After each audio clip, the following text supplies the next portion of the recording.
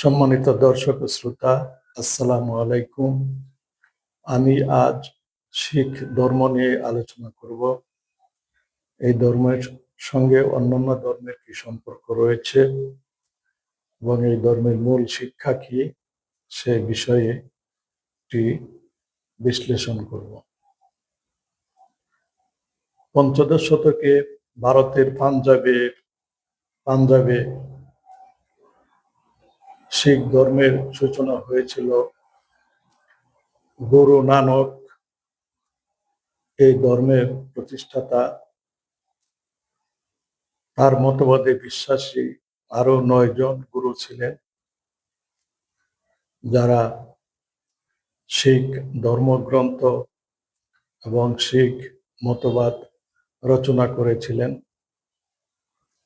প্রায় 3 কোটি শিখ এই ধর্মের অনুসারী। তাদের অধিকাংশই ভারতের পাঞ্জাবে বাস করেন।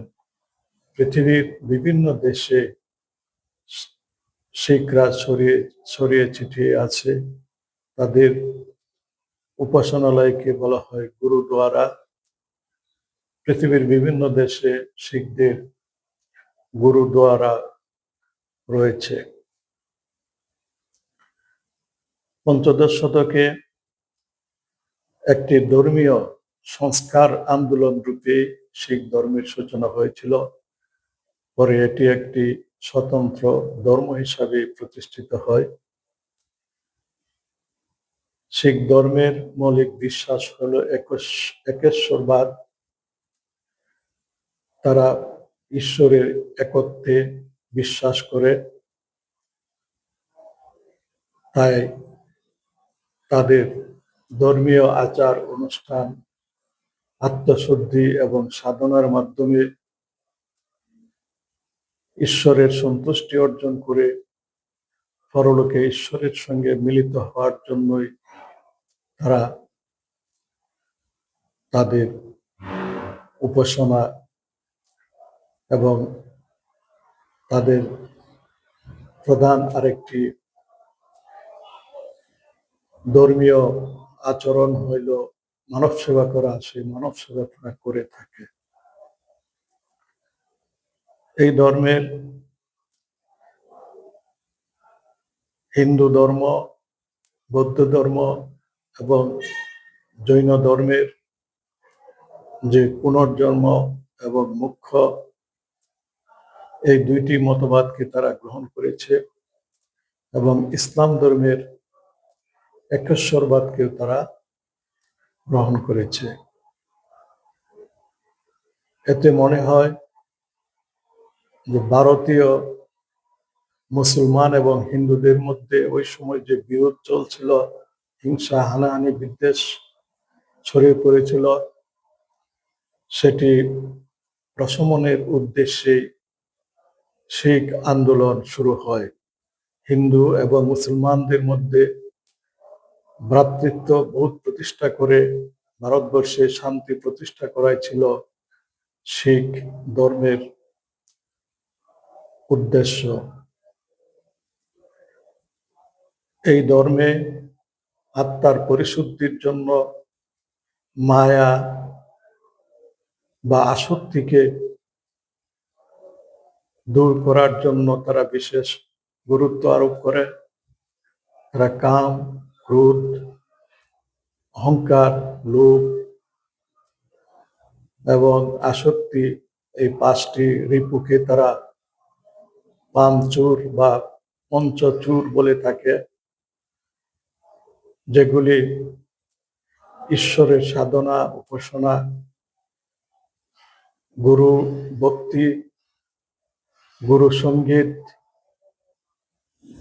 এবং গুণ কীর্তনের মাধ্যমে তারা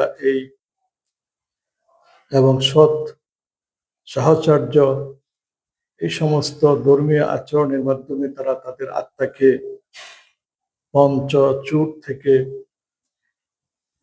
পরিশুদ্ধ করতে চায় এবং মোক্ষ অর্জন করতে চায়।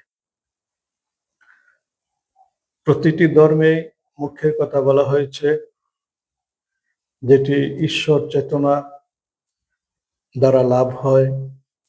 হিন্দু ধর্মে, বৌদ্ধ ধর্মে ঈশ্বরের কথা বলা আছে। তত্ত্বজ্ঞানের মাধ্যমে মানুষ ঈশ্বর চেতনা অর্জন করতে পারে এবং এই ঈশ্বর চেতনা যাদের আছে তারা ষড়রিপু থেকে মুক্ত হতে পারে, যেটি শিখ ধর্মে 5টি রিপুকে চিহ্নিত করা হয়েছে। ইসলাম ধর্মেও কলুষিত আত্মাকে পাপ মুক্ত করে, কলুষ মুক্ত করে পরিশুদ্ধ পবিত্র করার যে প্রক্রিয়া, তাকে তাজকিয়া নফস বলা হয়। কাজে মোক্ষ এবং তাজকিয়া নফসের মধ্যে যথেষ্ট সাদৃশ্য রয়েছে। ইসলামের একেশ্বরবাদ এবং তাজকিয়া নফস এই দুইটি এবং মানব সেবা, এই 3টি বিষয় শিখ ধর্মের বেশ সুন্দরভাবে ইসলামের সঙ্গে এই বৈশিষ্ট্যগুলির মিল রয়েছে। তবে শিখগণ পুনর্জন্মে বিশ্বাসী। তারা একেশ্বরবাদী হইলেও হিন্দু ধর্মীয় দেব দেবীদের তারা প্রশংসা করে থাকে, এই উদ্দেশ্যে যে তারা দেব দেবীদের উপাসনা করে না, এগুলিকে তারা পরমেশ্বরের বা আসল ঈশ্বরের গুণাবলী মনে করে থাকে। যাই হোক, ভারতবর্ষে শিখ আন্দোলন একটি সংস্কার আন্দোলনই ছিল, যা পরবর্তীকালে একটি স্বতন্ত্র ধর্ম হিসাবে প্রতিষ্ঠিত হয়। এই ধর্মে ঈশ্বরের স্বীকৃতি থাকলেও তারা স্বর্গ নরকের অস্তিত্বে বিশ্বাস করে বলে মনে হয় না। কিন্তু আধুনিক গবেষণা দ্বারা বিজ্ঞানীরা মহাকাশে স্বর্গ নরকের অস্তিত্ব আবিষ্কার করতে সক্ষম হয়েছেন। মহাকাশে যে অসংখ্য অগণিত ছায়াপথ আবিষ্কৃত হয়েছে এবং এই ছায়াপথগুলিতে অসংখ্য অগণিত নক্ষত্ররাজি রয়েছে, যেগুলি এক একটি অগ্নিকুণ্ড, যেগুলি পবিত্র ধর্মগ্রন্থে বর্ণিত নরক বলে প্রমাণিত হয়েছে। মহাকাশের এই বিশাল জগতের ঊর্ধ্ব জগতে রয়েছে স্বর্গের জগৎ। নরক অতিক্রম করে তবে স্বর্গে যাওয়া সম্ভব। কাজেই নরকের অগ্নি থেকে পরিত্রাণ লাভ করে স্বর্গে যাওয়ার জন্য একটি আসমানি ধর্ম অনুসরণ করা ছাড়া মানুষের মুক্তি সম্ভব নয়। শিখ ধর্ম কোনো আসমানি গ্রন্থ নয়, তাদের কোনো নবী রাসূল বা অবতার নেই।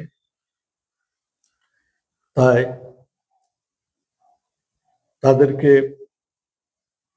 স্বর্গে যেতে হলে, ঈশ্বরের সন্তুষ্টি অর্জন করে স্বর্গে যেতে হলে একটি আসমানি ধর্ম অনুসরণ করা দরকার। সেক্ষেত্রে তাদের তাসদিক করে ঈমান আনয়ন করতে হবে এবং একটি অ্যাপ্রোপ্রিয়েট বা সময় উপযোগী শরিয়া পালন করে, সৎকর্ম করে এবং মানব সেবা করে স্বর্গে যাওয়া সম্ভব। আর না হলে বর্তমানে যে শিখ ধর্ম রয়েছে, সেটি যদিও একটি সংস্কার আন্দোলন রূপে শুরু হয়েছিল